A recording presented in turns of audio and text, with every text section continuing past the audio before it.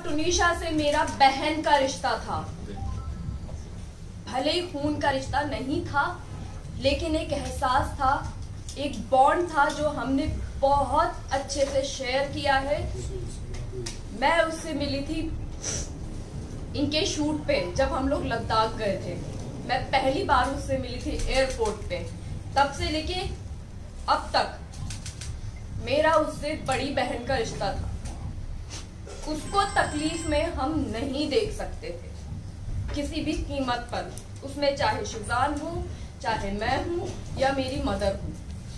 हिजाब, दरगाह, ये कहीं से कहीं तक उठता ही नहीं सवाल, क्योंकि हम जो भी अपना रिलीजन मानते हैं वो हमारी पर्सनल चीज है, हमारी पर्सनल स्पेस में होता है। हम उसके लिए यहाँ पे किसी को फोर्स नहीं करते, ना हमारा राइट है किसी को फोर्स करना, ना ही हम पब्लिक में दिखाते हैं सबके सामने। आप लोग हमें सालों से जानते हैं, हमारी पूरी लाइफ आप लोगों के सामने खुली किताब की तरह है। अब बात आती है कि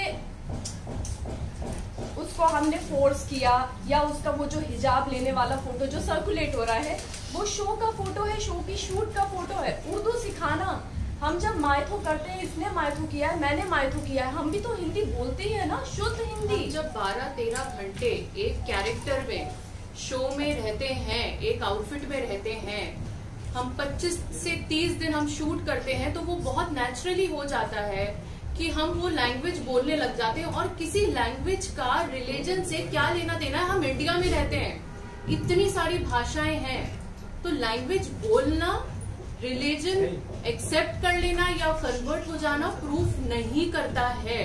firstly this is a very wrong assumption. और रही बात हिजाब, वो शैलेंद्र जी क्लियर कर चुके हैं, रिलीजन बहुत पर्सनल होता है और हम किसी को कभी फोर्स नहीं कर सकते हैं, ना ही करेंगे। और हम जो भी करते हैं वो हम अपनी पर्सनल लाइफ में करते हैं, हम सब चीजें सोशल मीडिया पर नहीं डालते हैं।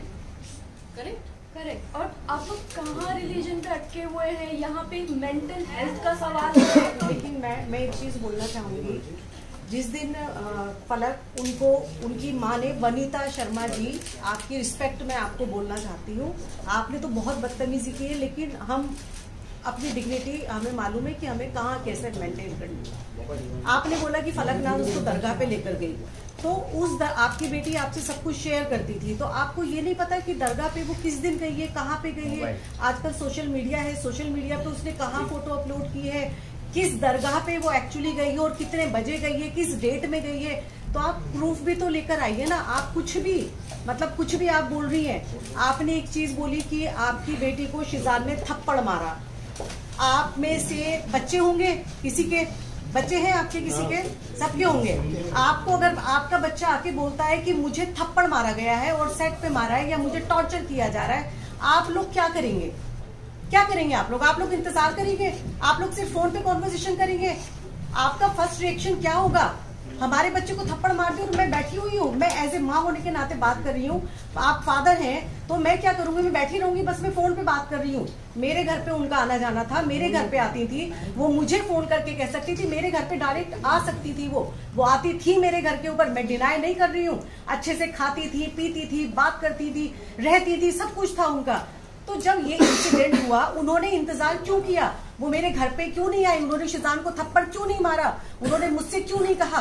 वो इंतजार कर रही थी कि टुनीशा कुछ ऐसा स्टेप उठाए, वो ये चाहती थी। और एक चीज, सबसे इंपॉर्टेंट चीज, उनकी इकलौती बच्ची गई है। इकलौती बच्ची, मतलब मेरे तो अल्हम्दुलिल्लाह और भी बच्चे हैं, लेकिन किसी की इकलौती बच्ची हो या किसी के 3 बच्चे हो, ये चीज मैटर नहीं करती। माँ बाप के लिए हर बच्चा मैटर करता है।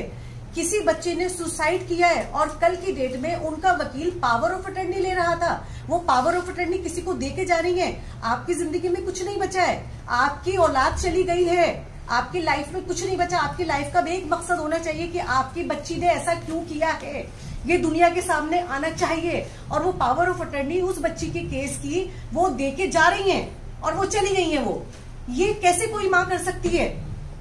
आप कर सकते हैं जब तक कि उसको जस्टिस ना मिले। टुनीशा फॉर जस्टिस, एग्जैक्टली हम भी चाहते हैं। मेरी बच्ची थी, वो मेरी बच्ची थी। हम लोगों के लिए, हमारी फैमिली के लिए सफर कितना मुश्किल हो रहा है ये हमें पता है, हमारे ऊपर वाले को पता है कि एक तरफ वो बच्ची जो हमारे बहुत क्लोज थी मेरे घर की, वो सबसे छोटी बच्ची थी। वो भले ही 20 साल की थी, लेकिन मेरे लिए वो 10 साल की बच्ची थी। वो एक तरफ वो बच्ची जो चली गई है, और दूसरी तरफ मेरा बच्चा जो इनोसेंट है, जिसने कुछ नहीं किया, उसको भेजने की तैयारी में उसकी माँ मेरे बच्चे पे एलिगेशन लगा रही है।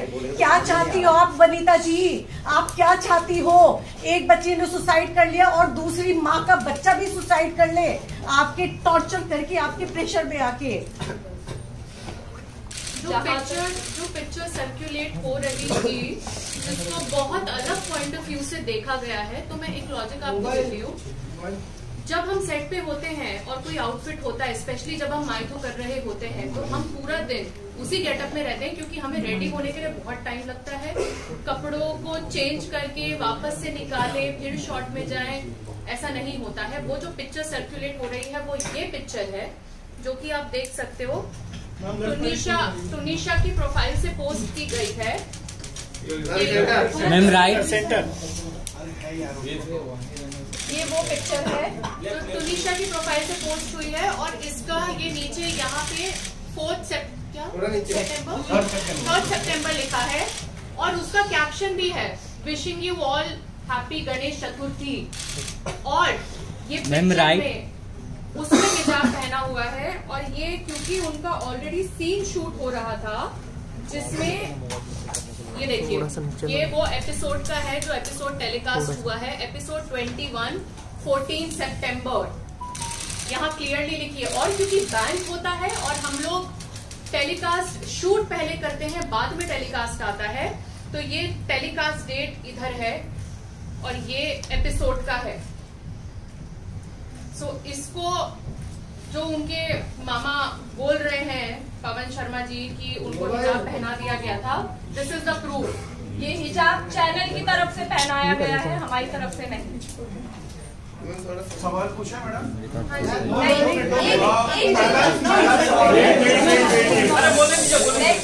जहाँ तक अब बात है वनीता शर्मा के रिलेशनशिप की, फैमिली के साथ जो उन्होंने कहा कि इन्वॉल्व नहीं किया जाता था, मैं आपको बताऊं, शिजान की बर्थडे पे वनीता शर्मा इनवाइटेड थी।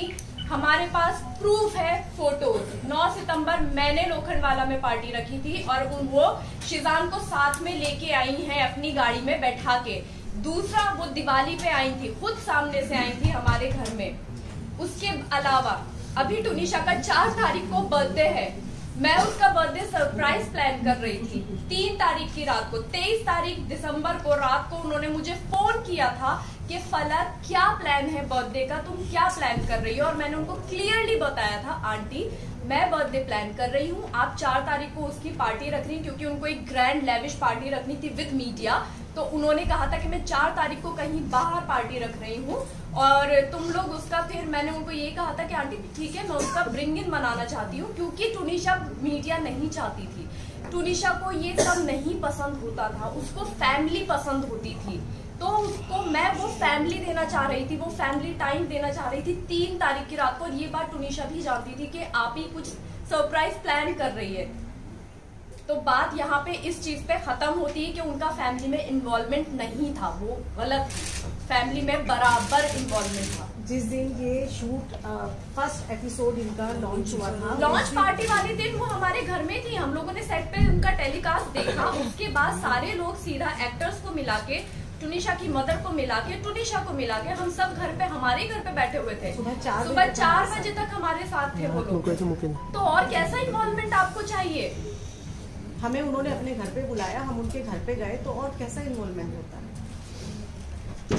मैम ठीक है, आपने